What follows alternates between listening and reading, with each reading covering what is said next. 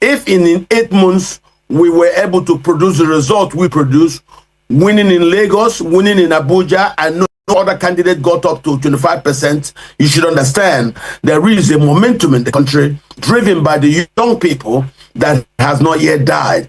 If Tinubu has done a lot economically to situate the country and the poor people, it's a different thing. So no matter what you think you are as a strategist, it's your money, it's your pocket. If the people are not happy, when they go to the polls, they will vote against you. So forget all those strategy stories. Those are rhetorics bandied about. If he was such a strategist, why didn't he win through the votes in the last election? We understand we must go. Why are his party in? Thank you. Hello everyone, welcome back. So finally, the former president of Nigeria, Goodluck Jonathan, has broken the silence concerning this news that have been going around since 3 days now, that he will be running for presidential election in 2027. So in this video, Dr. Katch Ononujo really reviewed a lot of things, like what Jonathan said, like what his position concerning this news, whether he's going to be running for presidential election in 2027, as well as this opposition coalition, the ADC, what is P2B's fate concerning the 2027 election, and also Atiku and the other things leading to this 2027 election. You're going to hear everything that he said here. I urge you guys to watch this video to the end so that you get the whole gist, right? Please do well to subscribe, share the video, and also give it a like so that YouTube will recommend it to other people to watch. Thank you so much for doing so. So my people, just take a listen. Take this to Dr. Katch before we switch gears. Doctor, you know, one will say, many persons have looked at it to say maybe Daniel Bwala was just being careful in not going toe-to-toe, full-blown comparison. He just had to hinge his argument on maybe 2 or 3 or 4 legs. Now, how about institutions on both ends? ICP, CSCC came under Obasanjo, although some have said they were attack dogs, you know, by Obasanjo to go after his enemy. That's that argument as well. And the issue of cabinet on each end, technocrat, people were able to deliver, and even till now, many of them are still very relevant in their chosen careers. If you could do that for us in a minute. That's your saying is because Obasanjo was patriotic. Obasanjo was available to the driving principles of statecraft. He simply followed the directional principle of statecraft. That's all. That's why he got the best from everybody. And you saw Obasanjo's cabinet was an assemblage of Nigeria's best. As far as you are and you are good and a Nigerian, Obasanjo will travel there and will beg you to come home. And they did come home. Like you earlier stated, we got the World Bank, Ngozi Okonjo-Iweala. We got also some people here. Nigeria moved. People felt, because the most difficult part of the democracy was a transition from military dictatorship onto something resemblance of democracy. And that was when you saw those who were not happy with democracy started the Sharia riots. Obasanjo weathered all that. Then there's nothing that he didn't see. He weathered it all as a statesman. He made a composition of for governance that was a mirror image of our country's diversity. Compare that to Tinubu, that his own nepotism, which he carried over from Buhari, was even being rejected by the CPC faction and his party, and that's the reason why nobody looks at what he's doing. He would not allow ports to be created in other parts of the country, but he will send his goons to use phobia to undermine the people who invest in Lagos. It doesn't don't you understand this? There is no basis to compare the two. There is no basis whatsoever to compare Obasanjo and you have repeated the issue in Lagos and the street renaming to a Tinubu thing, but it has not really been traced to him. Why are you putting it on his doorstep, at his doorstep? Let me just tell you, the way our state is constructed, the way the governance is arranged, there is nothing you do in Lagos without Tinubu's approval. If it happens for 2-3 days and he hears it, you're in trouble. You know that. All right, so Dr. Ononujo. Yes, he is the one in charge in Lagos. And the problem in Lagos, because he lost election, nothing else. Because he lost election, and that's why I tell you, Bashir Tofa lost election in Kano. There were no repercussions, no angry reactions. Tinubu lost election in Lagos. Before you knew it, trouble by his goons. This is not proper. This is not proper. And you see that write-up by a lot of the Yoruba leaders and intellectuals saying that the problem in Lagos, Tinubu must put out that fire. So I'm not going to blame the man who doesn't talk, Shanwolu. It is Tinubu, because when fish goes bad, the rot starts from the head. The crisis you have today in the country starts from Tinubu's table. Only Tinubu can fix the phobia crisis in Lagos. If he doesn't want to fix it, it is because he thinks that he gains from it. Allow Nigerians to vote wherever they are, no matter what the city is, whatever they express in their voting intentions, allow it to stay. Don't, because of that, want to destroy Lagos simply because you lost election in Lagos. That is totally unacceptable, and I condemn it. All right, Dr. Ononujo. Well, at this point, we have to switch gears. Talking about Nigeria, talking about politics. Dr. Ononujo, you just mentioned the case. You gave an example of Lagos, saying that Mr. President lost the election. Of course, clearly, he lost to Peter Obi in Lagos. But you are attributing the actions, subsequent actions, to he's been vindictive. You feel he's been vindictive by, not checking some activities in Lagos. We talked about it here on the program last week, how some streets were changed and all that, and people were raising allegations. Again, there are also other matters. Talking about a bill on the floor of the House of Reps, which was withdrawn, the citizenship bill, which was pushed by Deputy Speaker Benjamin Kalu. A lot of Nigerians kicked against it. Most of them said that some people are trying to take over Lagos. That is a topic for another day. At this point, let us take another look at 2027. The presidential ticket tussle has just begun. Talking about the coalition, we are focusing on the opposition right now, going into 2027 general election. What is the state of opposition in Nigeria? Recently, the coalition announced their adoption of the ADC as the political platform for them to contest against the APC government in 2027. A lot of names popped up where people like Atiku Abubakar and people like Senator David Mark leading the party, and of course Ogbeni Rauf Aregbesola as the interim national secretary and all that. Right now, there's a new dynamic.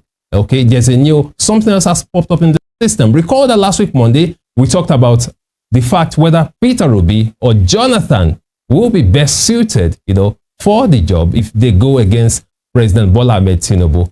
But as we speak right now, the ADC has confirmed that they are also in talks with Goodluck Jonathan. Dr. Katch, recall that last week we talked about the fact that the PDP are trying to woo Jonathan. You said, yes, that's true, that he has also they've met with some leaders, including former President Chief Olusegun Obasanjo. But right now, the ADC has just also confirmed that they are also in talks with Mr. Goodluck Jonathan, the former president of Nigeria, and they want him to pick up the ticket of the party.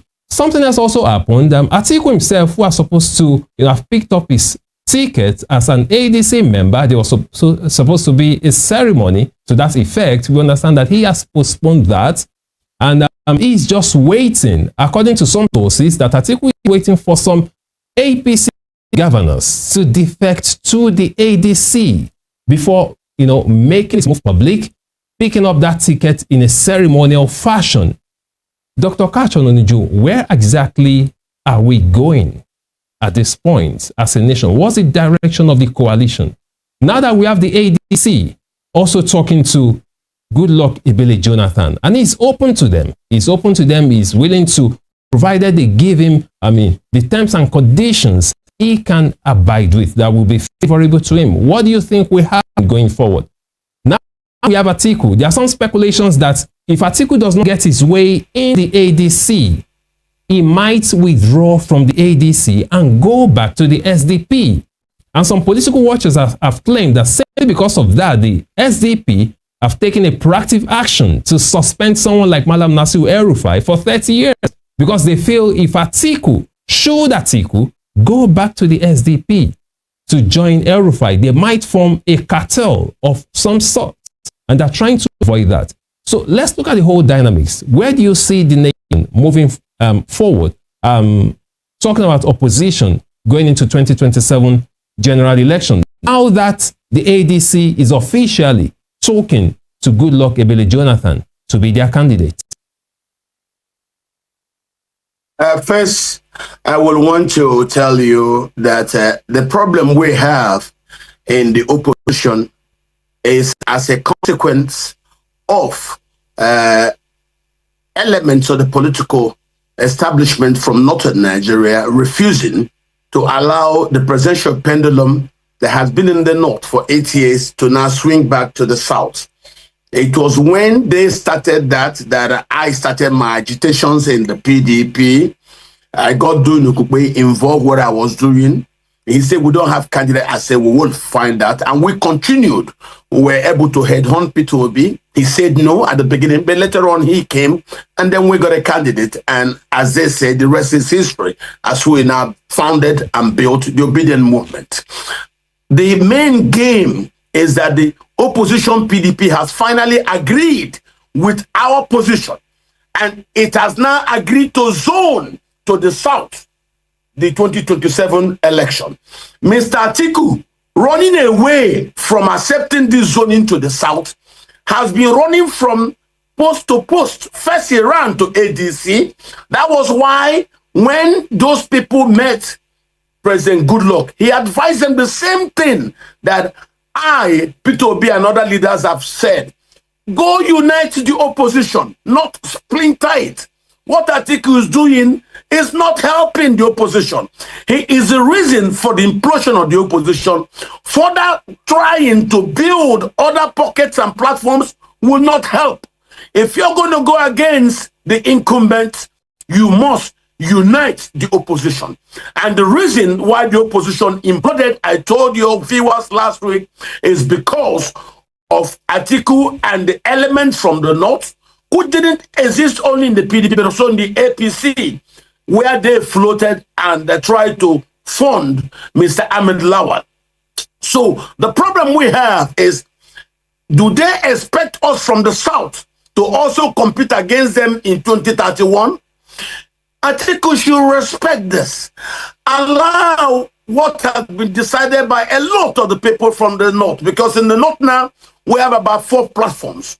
One, the platform of elders from the north in the PDP who are now talking to Peter Obi and also talking to President Goodluck Jonathan. Goodluck has told them, go unite the opposition. That is also what I said earlier on your program. Unite the opposition, not splinter it further. No, we need to unite the opposition. Bring both the ADC back to the PDP. So far, the ADC is the CPC faction with Atiku masquerading. No, Atiku has to agree the same thing that the Northerners in the PDP has agreed to zone to the south. The same thing that the leaders who are former with President Buhari, but are now being anchored by El-Rufai, who has also agreed to zone to the south. The same thing that most people in the north have agreed to. Atiku, who became a Nigerian in 1961, gained inclusion in the Nigerian project. That's why he rose to become VP. Let him allow the same inclusion for the indigenous people from southern Nigeria. It is wrong to say no, the Southerners cannot have it after 8 years of Buhari. That is where we are. And that's why Peter Obi has been maintaining contact with both the ADC, Mr. El-Rufai, the PDP, and everybody. The idea is to unite everybody into one pool. Without uniting them, it's not going to work. You need to unite the opposition. What Atiku is doing is not helping the opposition. He has to understand the reasons why our people have gone to talk to Goodluck, and Goodluck has told them, yes, unite the opposition if you want us to now go forward and work together. All right, Dr. Katch, sorry to cut in here. Yeah, sorry to cut in, Dr. Katch. So the point is, according to sources, Atiku believes if the ADC is talking to Jonathan, if Jonathan should come to the ADC, it might not be favorable to him because he has that own relationship ambition to become president, he might leave the ADC if that happens. So he's just watching to see what happens in the next couple of weeks. If Jonathan should really come to ADC, he might leave. And if he leaves the ADC, there is a very very high likelihood rather that he'll be going to the SDP. How do you see that playing out? If Atiku should leave the ADC and goes to SDP just because he wants to actualize his ambition, how would that play out for the opposition in Nigeria? The ambition will not be actualized. If Nigerians wanted to make Atiku president, he has been running for 33 years, he will have been president. There are fundamental reasons people don't choose him. Everything he does is for him. Atiku doesn't think about Nigeria. He thinks about himself. And that's what's wrong with him. Look at him. Now you're saying it. He doesn't want to get the card of A because he's thinking if Goodluck comes in. No. Goodluck is not interested in going to ADC. Goodluck Jonathan is interested in unifying the opposition. That's what he's interested in, and that's what he's told them. Go and unify the opposition. And if you have a problem like Wike, expel him with one voice as a single body. If they say go to court, you still have time to deal with it. So not Atiku running from one place to another. It doesn't make sense. But let me tell you, the leaders who supported Atiku in the PDP from the north refused to follow him to the ADC. That's why he's disappointed. And those who told him, go more, move on, we'll follow you. He has moved. They've not followed him. They have seen that without Peter Obi joining the ADC, Peter said he won't join it until they agree to go to the south. Why? The reason why the opposition imploded, we left to found the youth movement, is because they refused to zone to the south. But you can see when they zone to the south in the APC, they managed to give it to President Tinubu. We are also insisting in the PDP that they also zone to the south. Now that they have told Atiku they will zone to the south, Atiku is running from pillar to post. So the idea is, as Peter Obi has done, continue to engage him, continue to talk to him, don't abandon him. Once you have any inkling to speak to a lady who is very difficult, keep opening that particular source, keep talking to the person. Yeah. With time, he will see the reason others have seen, and all right, he will come back to the food. Yeah, I believe Atiku will come back to the food. We need him. We need a unified opposition. All right, I'll come back. Interesting analogy you gave, that if you have an interesting or difficult lady, you keep talking to the lady. All right, in this case, you're firing Atiku Abubakar. Mr. Bola, the same question. The thing is, some have always said, even though everybody, just like yourself, myself, have constitutionally guaranteed right to seek for office in as much you're not a criminal and all of those things, just like Atiku Abubakar has as well. Some feel his ambition, is now the opposition's Achilles heel. That he needs to drop it. If actually the opposition needs to be united, to even give the APC or President Tinubu a run for his money come 2027.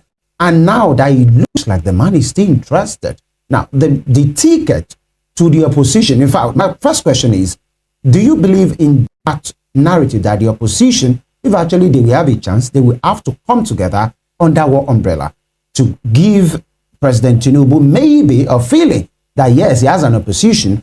And number two, the issue of the ticket. Now, people are thinking, oh, Peter Obi is the biggest shot. There's a dimension of a JEJ now, Goodluck Jonathan coming into the fray, and many persons are prevailing on Atiku Abubakar to stand up. But it seems the man still has an ambition. Thank you very much. You see, let me bend back a little. Yes, please. Do we have political parties in Nigeria? The answer is no. So what do you call them? We have a platform. We have a vehicle by which people achieve their aim. Because if you say you have a political party, that political party is made up of people with the same aspiration. The basic function is to win election and control government. But you see, the problem we have here, people see Wike as a problem of people. I don't see Wike as a problem. Honestly. Who is? Oh, very good. You see, that is because, in every problem, there's D and P. Diagnosis and the prescription. If you diagnose wrong, your prescription will be wrong. who was Wike in 1999? Of course, he was part of government. Who was he? But you see, if you have a party, let me just start with the party. If you have a party, there must be rules and regulations. A political party must have members. Members must pay their dues. They must have their cards. They must attend meetings. They must approve it. All these things don't happen. Now, people in government, immediately you become the president. Very good. Let me say this. The party gives birth to the government. That is PDP in 1990.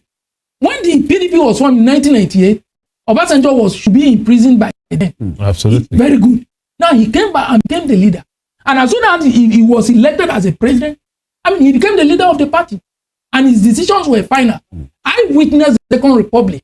And the Second Republic, MPN, was led by Augustus Meredith Adisa Akindoye, AMA. When it is party functions, it is Adisa that is number one, even when the president is there. When it comes to governmental affairs, it is Shehu Shagari. In MPP, and the MPP had a slogan, Ndebani, Ebe ka aga abenyi aka, Ebe sere madu, Ebe sere olo aka abo. Ebe se Ndebani, my people, Ebe ka aga abenyi aka, when they go to the polling board and they have been given the card, Ebe ka aga abenyi aka, where do I stand? Ebe sere madu, Ebe sere madu means people. That is where you have the people drawn. That's the this thing of the MPP. By 1993, 1983, when Hurricane NPN overtook NPP, it became Ebesere Ulo. Ulo is house, Akabo with two maize. That was the symbol of NPN then. So what I'm saying in effect is that there must be a party. Party decision must be stronger. But it is individuals that is controlling the parties. Sorry, I'm coming. Please allow me. Now, you are here to get to the question. No, I will answer the question. Yes. It's very simple. Now, in the immediate past, a governor, the functions of the governor is not. My Malabuni control the MPN, what do you call it, for some time. Which shouldn't be. Now, on the issue of the article, very good. Article will still want to contest. I can guarantee you that. In fact, some people said the whole ADC was set up for him. Was set up for him. For this and P2B2 will contest. But the party, for now, I don't know. Not comfortable in ADC. He find his level. P2B will contest because the obedient movement is the project. P2B must become president of Nigeria is greater than Peter Gregory Obi. Yes, that's the fact. It's great. So if P2B says today that his reneging is not going, people will force him to go. How about Goodluck Jonathan coming into the very good. Goodluck Jonathan, I wish him best of luck. Like doctor said, you see, he has asked them to come together. Will they be able to come together? That's it. If they have a solid way, and that if I am in his position, honestly, I'll turn down the offer. Really? Oh, yes. I'll tell you. On what grounds? Yes. Very good. People that are proposing to him are mostly from the north. And they are not doing Jonathan favor. Yes. Because even though this man, P2B, has promised to do one term, but they know that as a politician, he's using that as a bait to get what he wants. If he gets there, and that's the reality of life. So they see Jonathan as a sure pass, as a guarantee. Yes, guarantee. But there's a constitutional dimension too. The constitutional dimension is that under the immediate past, Buhari, there was a constitutional amendment to the law that says that if you have been inaugurated twice, you cannot go. But you see, in law too, you cannot backdate a law. You cannot say, well, you made a law today. Retroactively, very good. So if that's the case, that's why the case of Jonathan may go to court.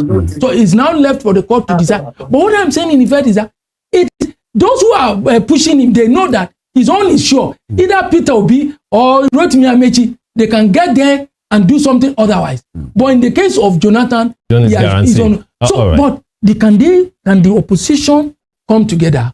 That's a very big question. All right, Mr. Agbola. I was really dumbfounded when you were speaking Igbo. You saw me in my mouth because I was shocked. I didn't know you were speaking when interpreting Igbo, and I was wondering how you got to. You see, I used to follow political leaders, and this I even learned it in Jos. In the Second Republic, we had Imo, Anambra, and Plateau. I schooled in University of Jos. So when they came there and they came to do the campaign, and I went to listen, and I see And it has stuck with you. Yes. Yes. All right. Let's quickly go to Dr. Katch now. Dr. Ononujo, looking at the current situation on ground, you've analyzed it all, talking about Atiku's ambition, and now we have Mr. Agbola, who said that some people are just trying to push Goodluck Jonathan. Some Nigerians see it as a form of distraction. Maybe this is coming from Northerners who see him as a sure path, as a guarantee to ensuring that the southern part don't spend more than 8 years. That is, if Jonathan comes in, he will spend only 4 years. And of course, power return to the north as a guarantee in 2031. But let's look at it from this angle, Dr. Ononujo. Going into 2027 elections, hypothetically speaking now, if Peter Obi remains in the Labour Party, okay, because we are not sure if he's going to move to the PDP, let's just say he remains in the Labour Party, and Goodluck Jonathan gets into the PDP, then Atiku himself remains in the ADC. Now, some political watchers have said, in the PDP right now, we have Wike to contend with. Whoever we go for the ticket, rather, we have to contend with someone like Nyesom Wike, who's still like the strong man of the PDP. So Jonathan, if he stays in PDP, if he agrees to join the PDP, we still have to contest with Nyesom Wike, who is currently working for the APC government. So how do you see it playing out? Atiku in ADC, Jonathan in PDP, and Peter Obi in LP, hypothetically speaking, how will this play out in 2027? Well, the notion that says the bed you make is there for you to lie on it the way you make it. The PDP made their bed by procrastinating in 2022 and then allowing Atiku to use money to force the NWC into this compromising position. So, like the guest said earlier, Wike is only reacting to that Atiku Abubakar disease. If we have had the democracy for 8 years in the North, it's okay that after 8 years and you believe in inclusion, nation building, you allow it to go to the South. But Atiku's personal ambition is the reason why, yes, because he knows society is weak due to poverty, he can use money to force people into corruption. Look at what he did to one of our employees, Kenneth Okonkwo. Kenneth came, we employed him in the obedient movement, used him as one of our speakers, being an angry APC person coming to us. But look at it. And what we're protesting was Atiku's refusal to respect inclusion through zoning. The very first time Kenneth went to speak to Atiku, what did he do? He got there, forgot about what we were doing, got compromised with dollarization, and he came out of the meeting, started abusing P2B, abusing us. Everything from his mouth is now only somebody from the North is okay. And yet we started the movement to protest against the elements of the political establishment from the North who refused to allow Southerners included. And that was happy to be marched. So this is the problem of Nigeria. Kenneth's behavior is a metaphor for what the problem of this country is. You are put forward instead of representing the people because we run a representative democracy. No, you go there, you start talking for yourself, and the minute you're giving something, you turn around to work against the interests of the people that you should represent. This is our problem, and it's everywhere. Wike should actually represent the interests of the PDP. No, but right now, as he says it openly, he is working for the interests of the APC, which undermines our democracy, because a democracy without anything like a strong opposition is gone. And that's why I'm telling you that all of us are thinking about unifying the opposition. Without united opposition, you're not going to go anywhere. So the idea of Atiku running from PDP to ADC, from ADC to SDP, from this to that, does not help. Stay in one place, decide with other people, and agree to strengthen the opposition. Don't undermine it with your ability to dole out money and then get people forced into compromise. This has been his way since. And that might be the reason why nobody has. All right. Ask you this before we go, Dr. Katch, that even, maybe 30 seconds each, even if the opposition comes, in unity and they're under one umbrella, do you think they even stand a chance against a big player, like a big politician like Bola Ahmed Tinubu, who is the incumbent president? What chance do they stand? Bola Ahmed Tinubu is not bigger than Goodluck Jonathan. At the time Goodluck Jonathan went to election, he was already more than 4 years at the presidency. Tinubu is only 2 years at the presidency. So yet, if all that could happen and Goodluck lost at the election, so for that's for you to understand. And Goodluck was running as somebody who won an election. Tinubu is not running as somebody who won an election. He's running as somebody who acrobatically, according to his words, bought the presidency from those who are now fighting against him. So if they are fighting against him, that's why you can understand he has problem. Okay. The people who helped you to power are now against you. So on what pedestal does he stand to seek a second term? All right. Now, yes, Mr. Agbola, question as well. Now that the opposition are being torn in different directions, even if they come under one roof, do they stand a chance against the Bola Ahmed? That is, if they are able to come under one roof. Don't forget. If they that, do they stand a chance? Well, it's a tall dream. It's an incumbent. Look, the man they are talking about, he was the person that did not allow Jonathan to win in 2015. Take it or leave it. He has won as a senator. He won as a governor. He's a master strategist.